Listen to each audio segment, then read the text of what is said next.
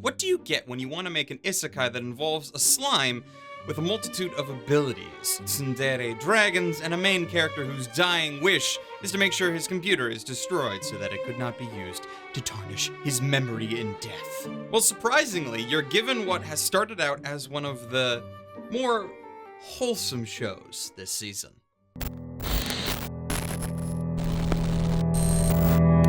This first reaction is brought to you by viewers like you.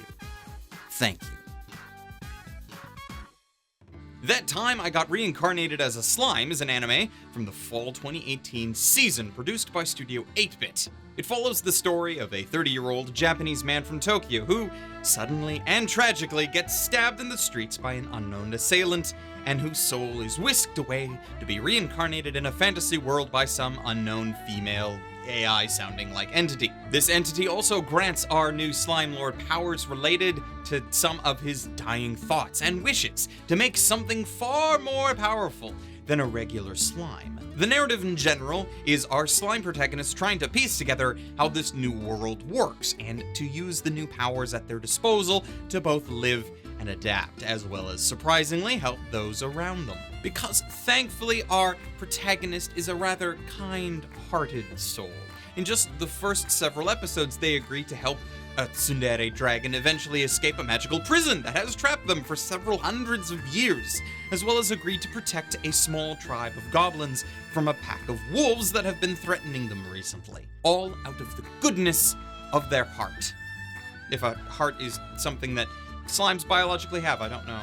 That's really what I have been liking about this show, though. It's not an action-oriented series, though quick skirmishes do happen, and this is still a fantasy world, but it's the execution of this world and the story that has seriously won me over, because, as I mentioned, this has slowly started to become one of the more wholesome shows of the season. What I have been enjoying is how the slime has taken to problem solving in this new world and how they happen to learn about the world's rules and magical systems. They don't know that all-powerful monsters give out an equally powerful aura that are detectable from miles around till, you know, it's told to them. They are really oblivious to much of the inner workings of this new world. And even those monsters who become loyal to the slime are afraid to mention these very basic laws of the universe because they fear the slime's power. Each episode is also paced extremely well. It's been quite a while since I watched a show that seriously feels like it's half as long as it actually is. I finished every episode of this series so far exclaiming out loud,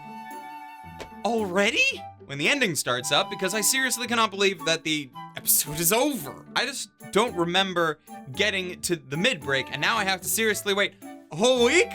That's just depressing, and it's just so fun to watch. What I also seem to like at the moment is the show's lack of tropes from the isekai genre that have tired me as of late. Mainly the very quick transition to fantasy harem that many isekai like to gravitate towards. Now, watching the show's opening, it is somewhat clear that we will eventually be getting to that at some point. But I can hope that the series ends up tackling that particular trope in a similarly enjoyable way as to what we've already been getting thus far. I'm hoping for something more like Outbreak Company or Overlord, less like Gate or SAO in that regard. Our slime Kirby deserves some kind of companionship, yes, but not one that dominates the narrative entirely. What does worry me, though, is the staff, as both the Studio 8-Bit and the show's director are the same people who produced a series called Infinite Stratos back in 2011.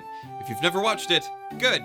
Don't. It's a series that fully embraces the kind of stupidly dumb harem tropes that I have despised right from its very first episode. So the fact that we have a shared studio and director from said horrible harem series does give me pause. But considering we've made it through 3 episodes so far with nary an issue so far, I am allowing myself to be hopeful.